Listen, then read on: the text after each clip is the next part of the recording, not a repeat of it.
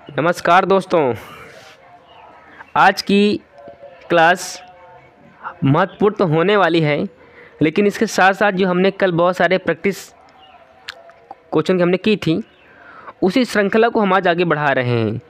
और आज की क्लास वेरी इम्पोर्टेंट है।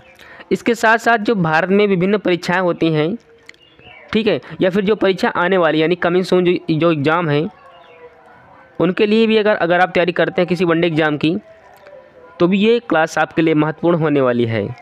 जैसे कि बैंक है, रेलवे है, दिल्ली पुलिस है, यूपी पुलिस है, बिहार पुलिस है, ठीक है, एलपी है, लोको पायलट है, टेक्नीशियन है। अगर वनडे की अगर आप तैयारी करते हैं एग्ज़ाम किसी की, तो ये वीडियो आपके लिए महत्वपूर्ण होने वाली है। इसका जो पीडीएफ है ऑलरेडी टेलीग्राम पर पड़ चुका है, और उस टेलीग्राम का नाम है, मेरा नाम पर खुद मैंने रखा है, जितेंद्र सिंह 11M यानी 11M। टेलीग्राम पर सर्च कर लीजिए, आपको पूरा का पूरा मिल जाएगा। ठीक है, तो चलिए पहले हम क्लास को स्टार्ट करते हैं, बाकी बातें हम बाद में करने वाले हैं। लेकिन उससे पहले अगर आप चैनल पर नए हैं तो चैनल को सब्सक्राइब करके बेल आइकन को ऑल प्रेस कर लीजिए, ताकि ऐसे प्रैक्टिस सेशन जो हम आपके लिए चला रहे हैं उन सभी का लिंक आप तक पहुंच पाएगा। ओके, तो चलिए क्लास को स्टार्ट करते हैं। पहले क्वेश्चन नंबर, आज हमने कल 28 तक पढ़ा था ना, आज हमारा 29 है। लिखा है, भारतीय नागरिकता से संबंधित विषयों के संबंध में व्यवस्था करने का अधिकार प्राप्त है। यानी अगर भारतीय नागरिकता अगर किसी को चाहिए तो ये अधिकार किसके अधिकार क्षेत्र में आता है? राष्ट्रपति को यह अधिकार प्राप्त है, या उच्चतम न्यायालय को प्राप्त है, या फिर संसद को प्राप्त है, या फिर उपराष्ट्रपति को प्राप्त है? 29 का आपको राइट आंसर बताना होगा। लेकिन उससे पहले मैं आपको बता देता हूँ कि संसद किससे किससे मिलकर बनती है। संसद लोकसभा, राज्यसभा, इसके साथ साथ राष्ट्रपति से मिलकर आपकी संसद बनती है। ठीक है, लोकसभा, राज्यसभा और राष्ट्रपति से मिलकर संसद बनती है। अच्छा, अब जो इन पर जो भारतीय नागरिकता से संबंधित जो कानून बनाने का अधिकार है, ये संसद के पास में है। ठीक है, पार्लियामेंट के पास में, आपको ध्यान में रखना है, इम्पोर्टेंट है। ठीक है ना, आगे बढ़ें। अच्छा, एक और पॉइंट देख लेते हैं, अभी मेरे माइंड अभी यही गया है, तो देख लीजिए। मैं इस बॉक्स में कुछ लिख रहा हूँ। ठीक है, चलिए। एक नाम था, किसी व्यक्ति का नाम नहीं था, ऐसे सरला। से संसद, ठीक, संसद, रा से राज्यसभा, ला से लोकसभा। ठीक है, यानी 79, 80 और 81, यानी सरला संसद का 79 आर्टिकल में इसका उल्लेख है, राज्यसभा का 80 में है और लोकसभा का 81 में है। आपको ध्यान में रखना है। ओके, आगे बढ़ें। चलिए, क्वेश्चन नंबर 30 जिसको तुम लोग बोला करते हो, भारतीय नागरिकता अधिनियम 1955 में आया था। 1955 के अनुसार निम्नलिखित में से किस आधार पर नागरिकता प्राप्त की जा सकती है? पहला, क्या जन्म से प्राप्त की जा सकती है, या रक्त संबंध या वंशाधिकार से, या फिर पंजीकरण से, या फिर उपरोक्त में से सभी? मतलब भारतीय नागरिकता अगर किसी को प्राप्त करनी है तो किस किस आधार पर वो नागरिकता प्राप्त कर सकता है? क्या जन्म से, या रक्त संबंध से, या फिर वंशाधिकार, या फिर पंजीकरण से? क्वेश्चन नंबर 30 यानी कि 30 डी, सभी से प्राप्त कर सकता है कोई भी। ठीक है, अब कैसे, अगर किसी व्यक्ति का जन्म अगर इंडिया में हुआ है तो जाहिर सी बात है भारत का नागरिक होगा। यदि मान लीजिए पिता या माता में से कोई इंडिया से रहने वाला है और उसका जो पिता या माता में से ही कोई विदेश का रहने वाला है, तो उसको भी नागरिकता मिल जाएगी। ठीक है, या वंशाधिकार के आधार पर नागरिकता प्राप्त की जा सकती है, या फिर अगर कोई बाहरी व्यक्ति अगर हमारे इंडिया में अगर आता है तो कुछ वर्षों के बाद उसे पंजीकरण कराना होगा और उसे भारत की नागरिकता मिल जाएगी। ठीक है, तो 30 का क्वेश्चन नंबर जो ऑप्शन नंबर डी होगा। आगे बढ़ें, चलिए।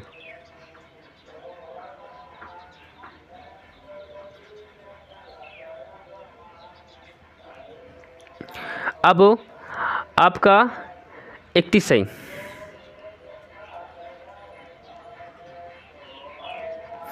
भारतीय नागरिकता संशोधन अधिनियम 1986 के तहत निम्नलिखित में से कौन सी शर्त शामिल नहीं है? ध्यान रखना, नहीं इसने पूछा है, और नहीं अगर किए तो मार कर लीजिए, नहीं पूछा है। कौन सी नहीं है? एक है जो ए है, जन्म केवल भारत में हुआ हो। बी, पंजीकरण से पूर्व कम से कम 5 वर्ष निवास जरूरी है। सी, देशीकरण के तहत कम से कम 10 वर्ष तक भारत में रह चुका हो। या फिर डी है, उसने विदेशी भारतीय नागरिकता प्राप्त कर ली हो। क्वेश्चन नंबर 31 नहीं पूछा है ना। देखिए, इसका जो ए तो बिल्कुल सही है, यानी अगर वो बात करें कि अगर वो जन्म केवल भारत में हुआ है तो भारत का नागरिक होगा, बिल्कुल सही बात है। इसमें है पंजीकरण से पूर्व कम से कम 5 वर्ष निवास जरूरी है। 5 वर्ष तक निवास जरूरी है पंजीकरण के बाद भी, ठीक है, सॉरी 5 वर्ष के पहले। अब बात करें देशीकरण के तहत कम से कम 10 वर्ष तक भारत में रह चुका हो, ये भी बिल्कुल सही है। अब जिसमें गलत आखिर क्या है? डी फॉर डॉग, यानी उसने विदेशी नागरिकता प्राप्त कर ली हो। अगर विदेशी नागरिकता अगर कोई प्राप्त कर लेता है तो उसकी जो भारत की नागरिकता वो छिन जाती है, रह नहीं जाती, ठीक है, वो भारत का फिर सदस्य नहीं रहेगा अगर उसने विदेशी नागरिकता प्राप्त कर ली है तो। ओके, इसका जो राइट आंसर होगा ना आपका डी फॉर डॉग होगा, डी, ठीक है, आपको ध्यान में रखना है, इंपॉर्टेंट है। आगे बढ़ें, चलिए। अब क्वेश्चन नंबर 32 है, नागरिकता संशोधन अधिनियम कब 2019 के तहत किस देश प्रवासियों को भारतीय नागरिकता देने का प्रावधान है? पहला, अब ये ट्रेंडिंग क्वेश्चन था ये वाला 32 नंबर का जो है। अरे भाई, जिनका बाप भारत है, अफ़गानिस्तान, बांग्लादेश, सी पाकिस्तान, या फिर डी उपरोक्त में से सभी। क्वेश्चन नंबर 32 इसका जो 32 का राइट आंसर होगा ना वो डी फॉर डॉग होगा। कैसे?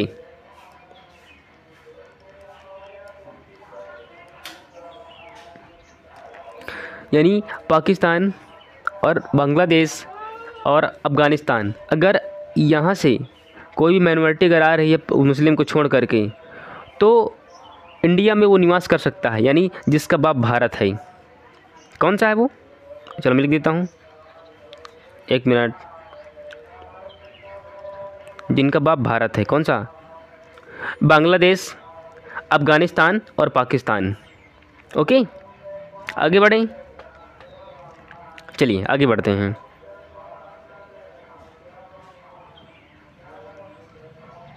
क्वेश्चन नंबर 33 है, मौलिक अधिकारों के संदर्भ में निम्नलिखित में से कौन सा कथन असत्य है? ध्यान देना, इसने असत्य पूछा है, और अगर असत्य पूछे तो इसे मार्क कर लीजिए, ताकि आपके जब क्वेश्चन आप लोग करें तो इसकी अधिकतर गलती ना के बराबर हो आपकी, ठीक है ना। इसने असत्य पूछा है, नहीं पूछा है, ठीक है। संविधान में इसका प्रावधान भाग 3 में है, या अमेरिका के संविधान से द्वारा प्रेरित है। सी, मूल अधिकारों की प्रकृति नकारात्मक है होती है, या फिर डी है, वर्तमान में 7 मौलिक अधिकार हैं। क्वेश्चन नंबर 33 यानी कि 33।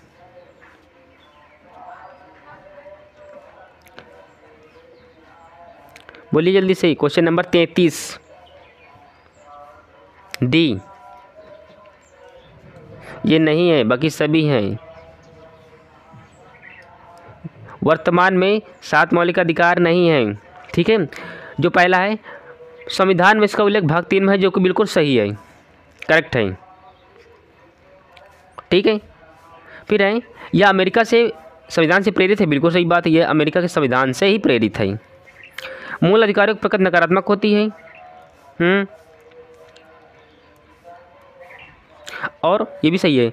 और वर्तमान में 7 मौलिक अधिकार जो कि बिल्कुल गलत है। ठीक है, क्वेश्चन नंबर 33 का जो राइट आंसर होगा ना, डी फॉर डॉग होगा, डी फॉर डॉग।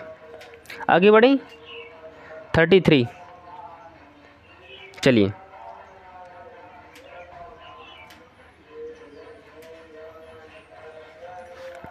लिखा है 34 सही। संपत्ति का अधिकार वर्तमान में संविधान, भारत के संविधान के किस अनुच्छेद में वर्णित है? संपत्ति का अधिकार ए 224 का का में है, या फिर बी 290 के का में है, या फिर 300 के सी का में है, या फिर डी है 312 के का में है। 34, क्वेश्चन नंबर 34।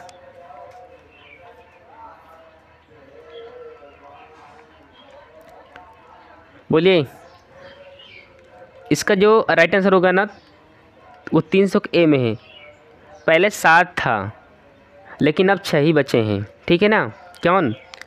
मौलिक अधिकार पहले 7 था, अभी घट गया है, वही 6 बचे हैं। जो घटा है वही, जो एक घट गया है वही संपत्ति का अधिकार है, जिसको 300 ए में रखा गया है, 300 का में रखा गया है।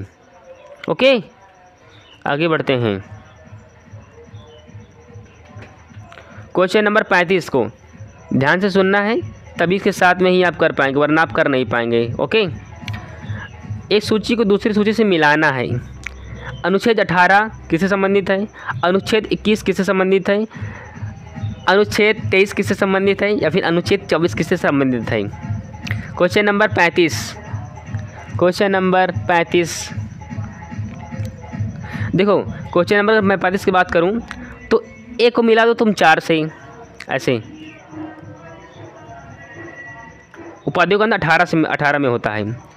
ठीक है, अगर आपकी, अब देखो कुछ ना कुछ कटा, ए का 4 कहीं पर भी नहीं है, पहले से मिल जाएगा आपका, पहले के 4 से ही मिल जाएगा। ए भगवान अरे हमारे आसपास के पड़ोस के लोग हैं ना, वही जन्माष्टमी कल अभी हुई थी ना, हो चुकी है।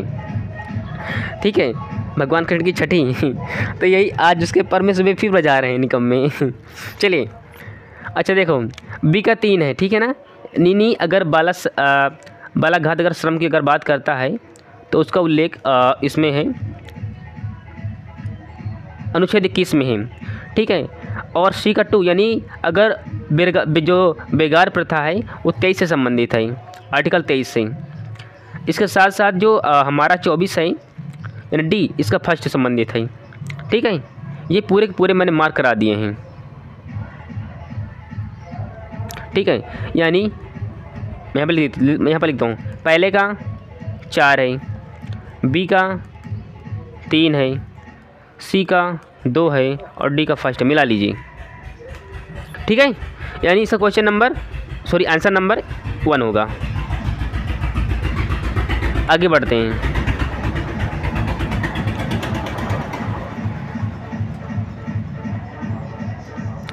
चलिए, क्वेश्चन नंबर 36, किसी भी व्यक्ति को अवैध रूप से बंदी बनाने पर उसे छुड़वाने हेतु कौन सी याचिका जारी की जाती है? पहला परमादेश, दूसरा उत्प्रेषण रिट, या फिर सी अधिकार परीक्षा, या फिर डी बंदी प्रत्यक्षीकरण। क्वेश्चन नंबर 36 कौन सा इसका सही होगा? ये तुम्हारी क्लास इंड हो जाए फिर मैं क्लास को ही इंड कर दूंगा। ठीक है ना, काफ़ी डिस्टर्बेंस होता है ना। 36 का डी फॉर डॉग। आपको बताना पड़ेगा आप किस आधार पर उसको बंदी बना के रखे हैं किसी व्यक्ति को। ठीक है ना, आपको बताना पड़ेगा। बंदी प्रत्यक्षीकरण यानी किसी भी व्यक्ति को अवैध रूप से बंदी बनाने पर उसे छुड़वाने हेतु बंदी प्रत्यक्षीकरण याचिका जारी की जाती है। आपको बताना होगा कि आप किस आधार पर किसी व्यक्ति को बंदी बनाकर वो बैठाए हैं। ठीक है, चलिए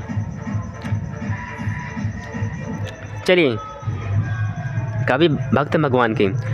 भारतीय संविधान का अनुच्छेद 21A निम्न में से किस आयु वर्ग के बच्चों की निःशुल्क एवं अनिवार्य शिक्षा का प्रावधान करता है?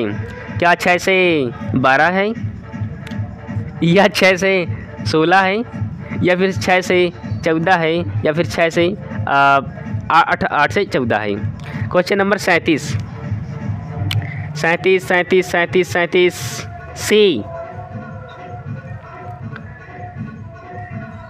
सी, यानी इसमें 6 वर्ष से 14 वर्ष तक के बच्चों को निःशुल्क अनिवार्य शिक्षा की बात की गई थी। ये कब अमेंडमेंट एक्ट हुआ था? तो 86वां अमेंडमेंट एक्ट हुआ था। कब हुआ था? 2002 में, जिसमें शिक्षा की बात की गई थी। ध्यान में आपको रखना है, ठीक है। आगे की ओर बढ़ते हैं। अगर लाइट चल जाए तो अच्छा रहता है हमारे यहाँ पर, लेकिन जाएगी नहीं। भारत के संविधान का अनुच्छेद 15A राज्य को अपने नागरिकों के साथ कुछ निश्चित अधिकारों पर विभेद पर प्रतिषेध करता है। इन अधिकारों में निम्न में से कौन सा सम्मिलित नहीं है? पहला क्या है? मूल वंश, फिर क्या है?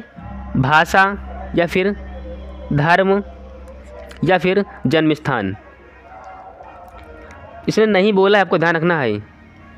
नहीं, आपको ध्यान रखना है। कहीं पर अगर निगेटिव बोले उसे पहले मार्क कर लीजिए। आखिर वो नहीं पूछ रहा है, हमको नहीं बताना है। 38, इसका जो राइट आंसर होगा ना, बी फॉर बॉल होगा। बी फॉर बॉल, यानी भाषा के आधार पर। देखो, इसने नहीं पूछा है तो भाषा के आधार पर ऐसा नहीं किया जा सकता। भाषा सा राज्य ऐसा अपने नागरिक के साथ भाषा के आधार पर कभी नहीं करेगा, ठीक है ना। बाकी ये मूल वंश, धर्म और जन्म स्थान, ये सभी के सभी सही हैं। ये सभी के सभी सही हैं। ये सही है, और आपका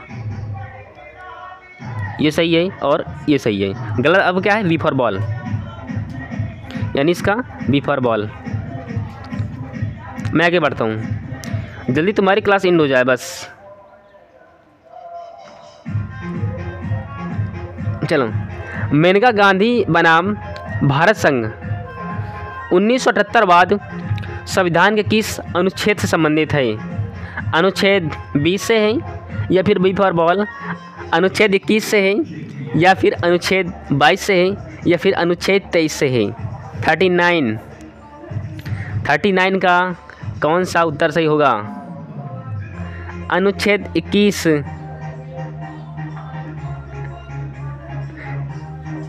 यानी मेनका गांधी बनाम भारत संघ जो 1978 वह संविधान अनुच्छेद 21 से संबंधित है। ध्यान में आपको रखना है। ये आवाज़ मेरे बैकग्राउंड में आपको सुनाई देगी, ठीक है ना। चलो, गाने का भी आनंद लो और क्या। चलिए, क्वेश्चन नंबर 40। भारतीय संविधान में निम्नलिखित में से कौन सा प्रावधान संवैधानिक उपचारों के अधिकार से सम्मिलित नहीं है? ए भगवान, चलो ठीक है। यानी भारतीय संविधान में निम्नलिखित में से कौन सा प्रावधान संवैधानिक उपचारों के अधिकार में सम्मिलित नहीं है? कौन सा है? सर्वक्षमा, परमादेश, सी अधिकार परीक्षा, या फिर डी बंदी प्रत्यक्षीकरण। क्वेश्चन नंबर 40, आपको बताना पड़ेगा कौन सा आंसर सही है। इसमें फिर से पूछा है, सम्मिलित नहीं है। आपको ध्यान रखना है, जो पूछा क्या करता है, आप इसे मार्क करना होता है आपको, ठीक है। सम्मिलित नहीं पूछा है, इसमें सभी सम्मिलित हैं। अधिकार परीक्षा भी सम्मिलित है, और परमादेश भी सम्मिलित है, और बंदी प्रत्यक्षीकरण भी सम्मिलित है। अगर सम्मिलित नहीं तो वो क्या है? सर्वक्षमा, ये सम्मिलित नहीं है। बाकी सब सम्मिलित हैं, चाहे वो परमादेश हो, चाहे वो अधिकार परीक्षा हो, चाहे वो बंदी प्रत्यक्षीकरण हो। आगे बढ़ें। ऐसे हमारी बहुत सारी क्लासें अब आएंगी, जैसे कि हमारी एक जियोग्राफी की है, इसके साथ साथ एक रीजनिंग क्लास अभी हमारी लगी है, ठीक है। उसमें हम मिसिंग नंबर देखने वाले हैं, जो टेबल वाले कुछ वाले होते हैं, ये वाले, ठीक है। और बहुत सारे क्लासें आएंगी। इसीलिए मैं बोलता हूँ कि चैनल को सब्सक्राइब कर लीजिए ताकि हम ऐसी प्रैक्टिस आपको करवाते रहें। चलिए 86वें संविधान संशोधन अधिनियम कब आया था? 2002 द्वारा अनुच्छेद 21A के अंतर्गत निम्नलिखित में से किसको मौलिक अधिकार का दर्जा प्रदान किया गया है? क्या वह शिक्षा के अधिकार को, या फिर आश्रय के अधिकार को, या फिर जीवन रक्षा के आधार को, या फिर निष्पक्ष सुनवाई के आधार पर? क्वेश्चन नंबर 31 का कौन सा आंसर आपका सही होगा बताइए। अभी मैंने आपको पढ़ाया था शिक्षा के लिए एक अमेंडमेंट एक्ट हुआ था, कौन सा? 86वां संविधान संशोधन कब हुआ था? 2002 में हुआ था। इसमें अनुच्छेद 21A के अंतर्गत शिक्षा को मौलिक अधिकार बनाया गया था, यानी जिसका आंसर ए फॉर एप्पल, इसका आंसर सही होगा, ठीक है ना, ए। आगे बढ़ें, बाकी सब आपके सब गलत हैं। चाहे वो तुम्हारा बी फॉर बाल हो, ये भी गलत, ये भी गलत और ये भी गलत। आपका आंसर ये सही है। आगे बढ़ें, चलिए आपका क्वेश्चन नंबर 42, भारत के संविधान का कौन सा अनुच्छेद प्रेस की स्वतंत्रता को उल्लिखित करता है? अनुच्छेद 16, अनुच्छेद 19, अनुच्छेद 22 या फिर अनुच्छेद 31? प्रेस की स्वतंत्रता यानी आपको बोलने का अधिकार, चुप रहने का अधिकार आपके पास है। प्रेस से संबंधित जो अनुच्छेद उसका नाम है आर्टिकल 19A, ठीक है। आर्टिकल 19A के तहत आपको आर्टिकल 19A के तहत आपको बोलने का अधिकार है, चुप रहने का अधिकार है। जैसे कभी जब कोई प्रधानमंत्री, मुख्यमंत्री कॉन्फ्रेंस में बैठा रहता है ना, तो मीडिया वाला कुछ न कुछ पूछा करता है, या हम भी पूछ सकते हैं। अब बोले क्यों? क्योंकि ये हमारा अधिकार है, यानी बोलने का हमारा अधिकार है। कौन सा देता है अनुच्छेद? Article 19A। आगे बढ़ें,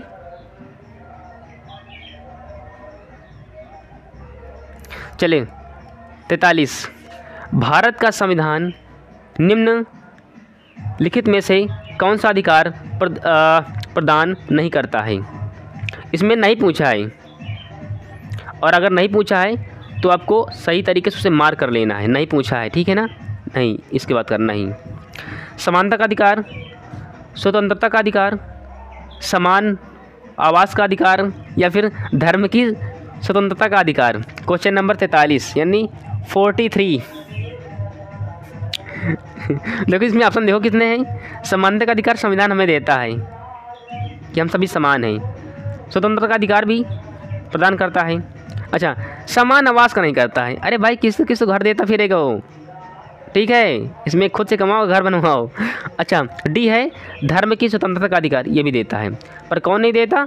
तो सी फॉर कैट, ये नहीं देता, ठीक है। समान आवास का अधिकार नहीं देता संविधान, ठीक है। आगे बढ़ते हैं,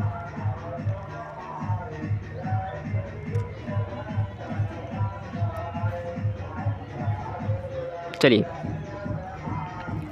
44,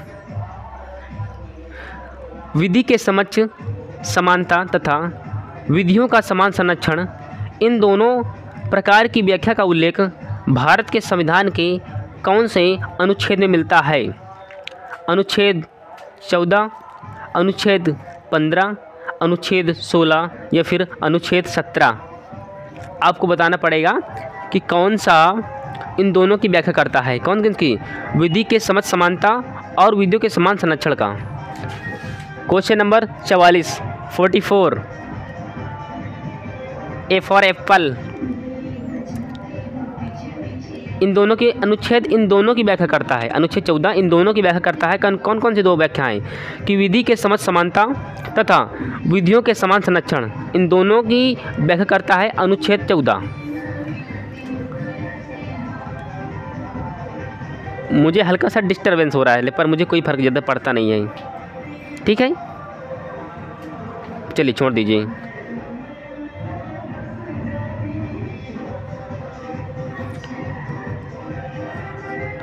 बंदी बनाए गए व्यक्ति को मौलिक अधिकार की रक्षा किस अनुच्छेद से प्रदत्त है? अनुच्छेद 15, अनुच्छेद 17, अनुच्छेद 22, अनुच्छेद 21। बंदी बनाए गए व्यक्ति को मौलिक अधिकारों की रक्षा किस अनुच्छेद से मिलता है? यानी कि question number 45। Question number 45, D for dog, अनुच्छेद 22। ठीक है, यानी अगर आप बंदी हैं तो आपके अधिकार है कुछ, ऐसा नहीं कि आपको पुलिस पकड़ ले गई अब सीधा आपको कोर्ट भेज देगी, ऐसा नहीं है। आपको बोलने का अधिकार है, आप बोल सकते हैं आर्टिकल 19A के तहत। अगर आप बंदी हैं फिर भी आपके कुछ अधिकार हैं, क्योंकि जब तक कोर्ट में आपका जुल्म कबूल नहीं हो जाता, जब तक आपका कन्फर्म नहीं हो जाता कि हाँ आपने क्राइम किया भी है, तब तक आपको कोर्ट गुनहगार नहीं मानेगी। ठीक है ना, यही है। बंदी बनाए गए व्यक्ति को मौलिक अधिकार की रक्षा अनुच्छेद 22 प्रदान करता है। चलिए 46, हर बार प्रॉब्लम हो जाती हो।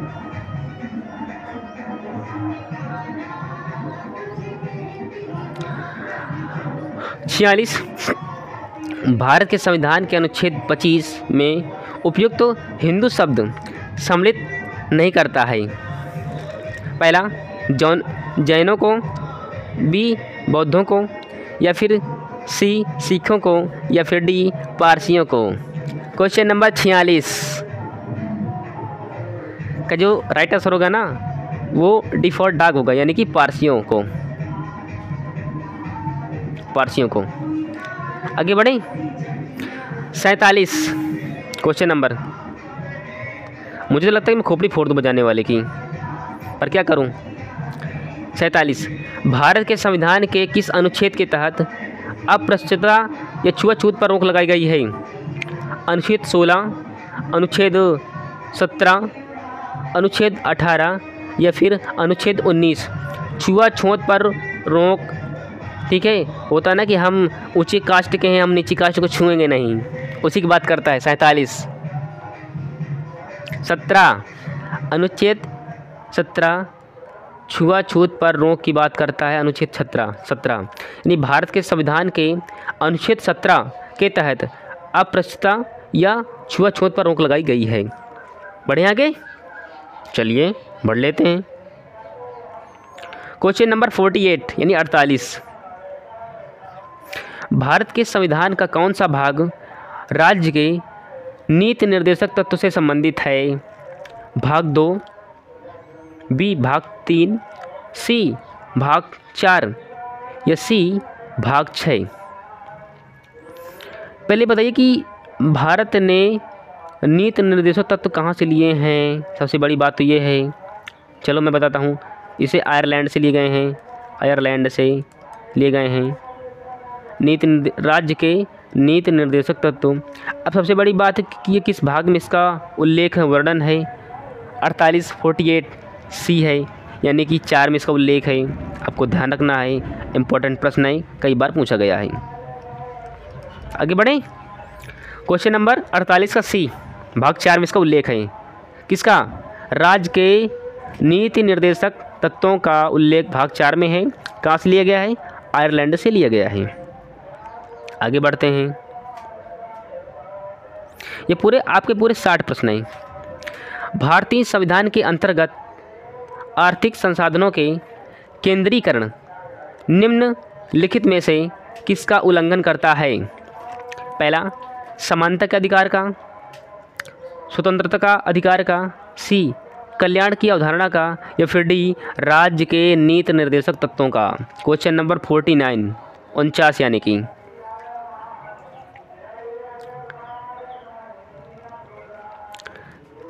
क्वेश्चन नंबर 49, उल्लंघन समानता का अधिकार का बिल्कुल नहीं करता है, समानता चाहिए। ये स्वतंत्रता का भी उल्लंघन नहीं करता, ये भी चाहिए। ये कल्याण की अवधारणा का भी उल्लंघन करता है, लेकिन नहीं करता है। बाकी जो राज्य के नीति निर्देशक तत्व का उल्लंघन करता है, ठीक है ना। हाँ, यानी जिसका जो राइट आंसर होगा ना वो डी फॉर डॉग होगा। D for dog. अरे भाई रुक जाइए, अरे आजकल क्या हो रहा है भाई मुझे, चलो कट गया है। यानी भारतीय संविधान के अंतर्गत आर्थिक संसाधनों के केंद्रीकरण राज्य के नीति निर्देशक तत्वों का उल्लंघन करता है। आगे बढ़ें, चलिए अगला क्वेश्चन आ रहा है, ध्यान से सुनना है, इम्पोर्टेंट है, इसलिए मैं आपको पहले से पहले बता रहा हूँ क्योंकि बहुत सारे एग्जाम में पूछा गया है। ठीक है, इम्पोर्टेंट है। चलिए 50,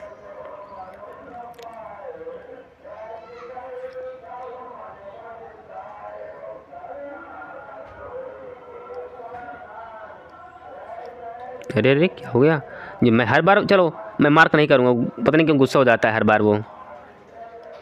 50, नागरिकों के लिए एक समान सिविल संहिता के संदर्भ में निम्नलिखित में से कौन सा कथन सत्य है? आपको सत्य बताना है, ना कि असत्य, ध्यान रखना, पहले से मार्क कर लीजिए, आपको सत्य बताना है, सत्य जो कि सही है। इसका प्रावधान भाग 3 में है, इसका प्रावधान अनुच्छेद 44 में है। तीसरा पॉइंट है, वर्तमान में यह संपूर्ण भारत में लागू है। 4, संविधान में राज्य को यह निर्देश दिया गया है कि वह नागरिकों के लिए एक समान संहिता लागू करने का प्रयास करे। क्या इसमें ए सही है या फिर बी सही है या फिर सी सही है या फिर डी सही है? क्वेश्चन नंबर 50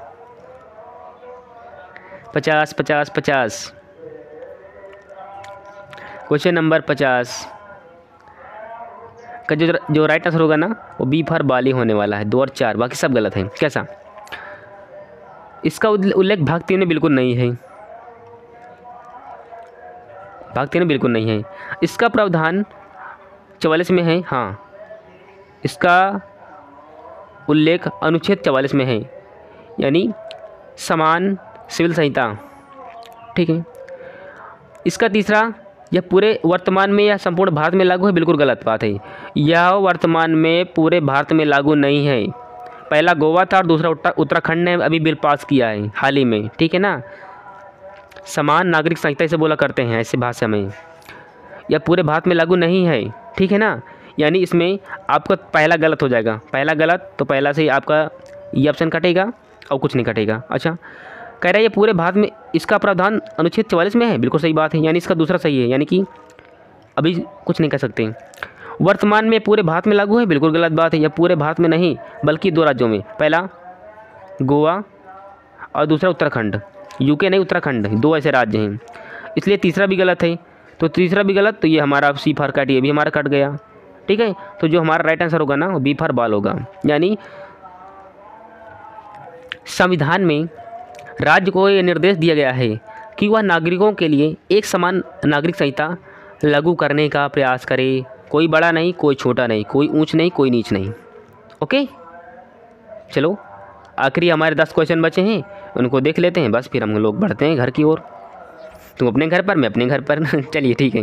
लिखा है 51, राज्य के नीति निर्देशक तत्वों के संदर्भ में निम्नलिखित में से कौन से कथन सत्य हैं? आपको सत्य बताना है, ना कि सत्य, आपको सही बताना है।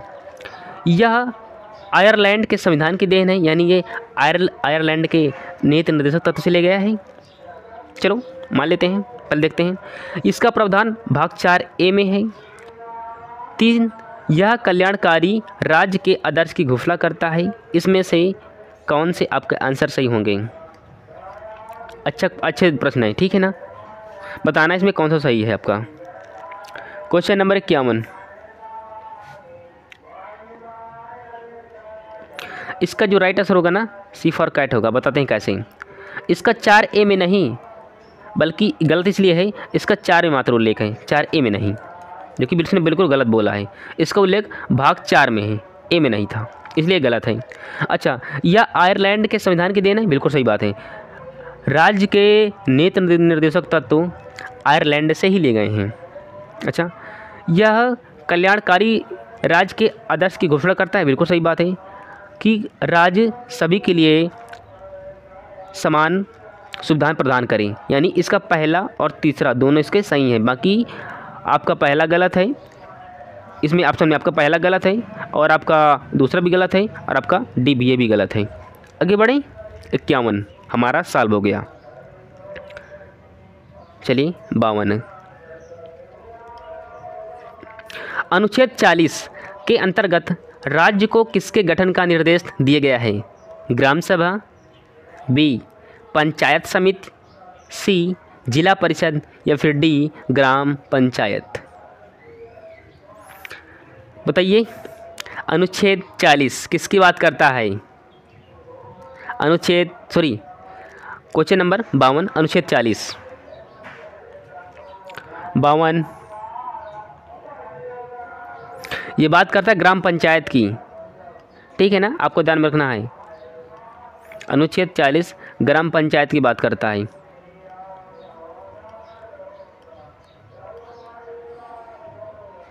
ठीक है, ग्राम पंचायत यानी डिफर डॉग।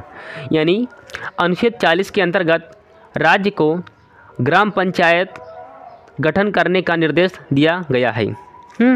आगे बढ़ें। चलो फिर से एक बार देखिए, आगे बढ़ते हैं। क्वेश्चन इम्पोर्टेंट है, ध्यान से देखना है। अगर तुम्हें इनमें से एक भी अगर आता है तो आप कर पाएंगे, वरना आप कर नहीं पाएंगे, ठीक है ना। तो हर इस पॉइंट को आपको ध्यान से सुनना है जो आपकी परीक्षा की दृष्टि से महत्वपूर्ण है, ठीक है ना। अच्छा, मुझे एक पता है फिलहाल, अभी मैं देख लेता हूँ कैसा है। बी का होगा तुम्हारा तीसरा, यहाँ पर लिख देता हूँ, बी का आपका तीसरा होगा। देखो बी का तीसरा कौन सा मिल रहा है? नहीं मिल रहा, मात्र डी ही मिल रहा है। मैं आपको स्कोर में छोटा करता हूँ।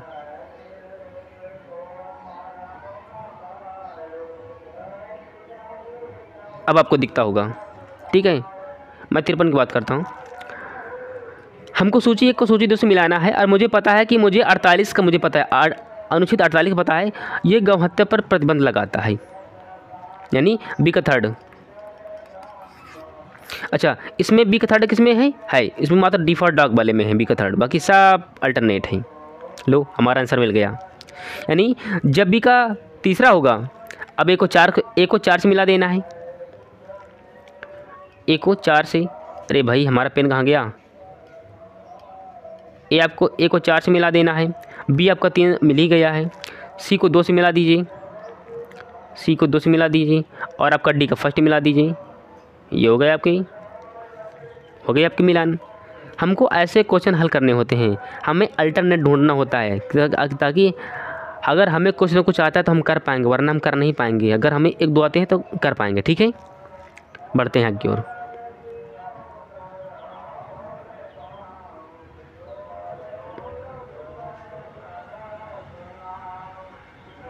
चलिए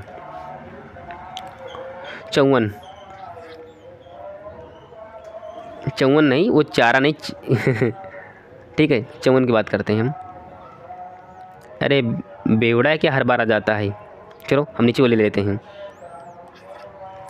भारत के संविधान के अनुच्छेद 41 में कुछ मामलों में लोक सहायता के संदर्भ में निम्नलिखित में से किस शब्दावली का उल्लेख नहीं किया गया है? कौन सा है? चिकित्सा सहायता, बुढ़ापा, बीमारी या फिर बेकारी नहीं, बेकारी, ठीक है। 54 अगर उल्लेख नहीं किया गया है तो चिकित्सा सेवा का उल्लेख नहीं किया गया है, ठीक है, बाकी सब का किया गया है। इसका जो 54 का राइट आंसर होगा ना, ए फॉर एप्पल होगा।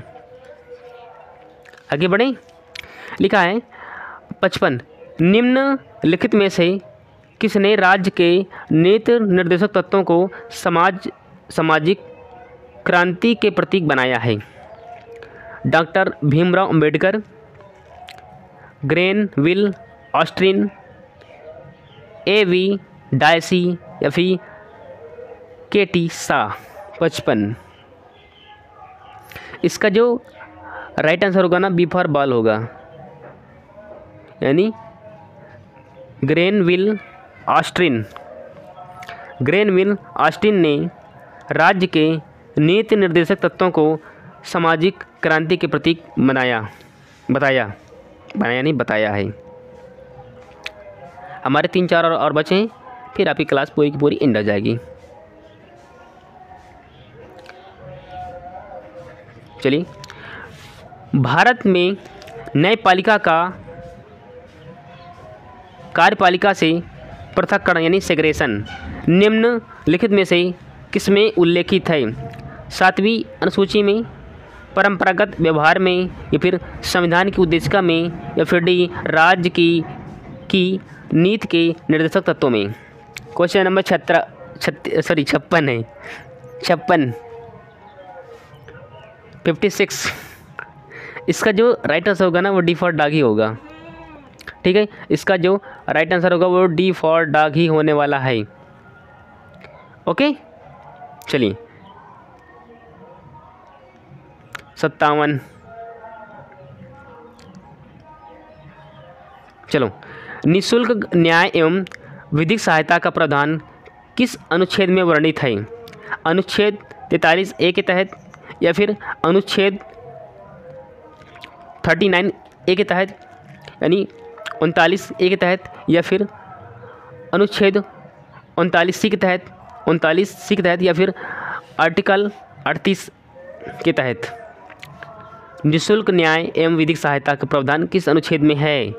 57, 57 बी फॉर बॉल यानी कि अनुच्छेद 39A के तहत निःशुल्क न्याय एवं विधिक सहायता का प्रावधान किया गया है। आगे बढ़ें, चलिए एक और 2 बचे हैं।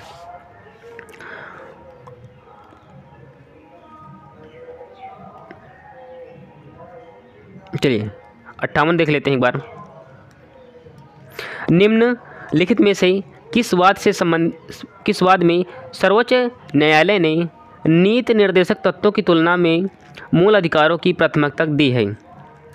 चंपाकम दुरई बनाम मद्रास राज्यवाद 1950 में जो आया था वो उसमें, या फिर केशवानंद भारती बनाम केरल राज्यवाद 1973 में आया था, या फिर मिनर्वा मिल्स बनाम भारत संघवाद 1980 में आया था, या फिर गोलकनाथ बनाम पंजाब राज्यवाद या फिर 1967 में आया था। क्वेश्चन नंबर 58 अच्छा क्वेश्चन है।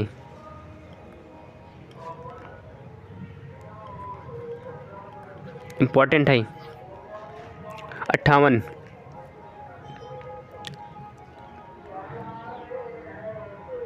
इसका जो राइट आंसर एप्पल होने वाला है, यानी चंपाकम दुरई बनाम मद्रास राज्यवाद जो कि 1950 में आया था। आगे बढ़ें,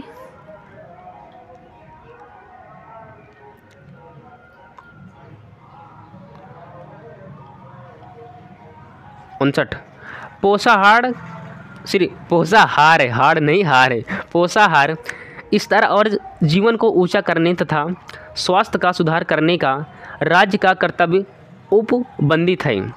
अनुच्छेद 46 में है, या फिर अनुच्छेद 47 में है, या फिर अनुच्छेद 50 में है, या फिर अनुच्छेद 51 में है। 59 का बी फॉर बॉल यानी 47 में होने वाला इसका उल्लेख है। ठीक है ना? हाँ,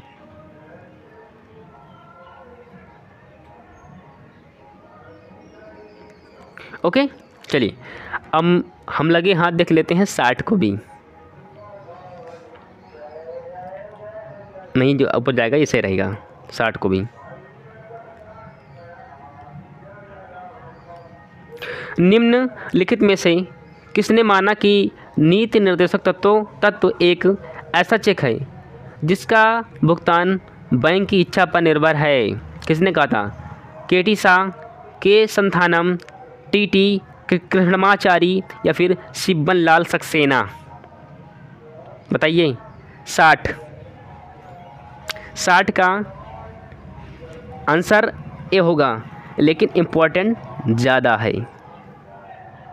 केटी शाह ने कहा था कि नीति निर्देशक तत्व एक ऐसा चेक है जिसका भुगतान बैंक की इच्छा पर निर्भर है। तो ये रही आज आपकी पूरी की पूरी क्लास। मैंने बोला पीडीएफ पहले टेलीग्राम पर पढ़ चुकी है, पीडीएफ लीजिए और इसे बार बार आपको रिवीजन करना है।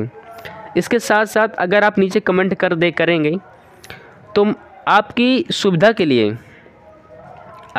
के लिए मैं इसके आंसर शीट भी मैं इसको दे दूँगा। आंसर जो शीट है वो भी मैं आपको प्रोवाइड करा दूँगा। उसके लिए आपको टेलीग्राम ज्वाइन कर लेना है। इसका नाम है जितेंद्र सिंह 11M यानी 11M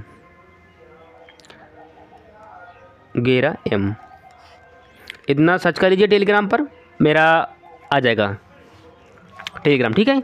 उसको ज्वाइन कर लीजिए और पूरी की पूरी PDF प्राप्त कर लीजिए। चलिए अब मैं मिलता हूँ नेक्स्ट वीडियो में, तब तक के लिए जय हिंद, वंदे मातरम।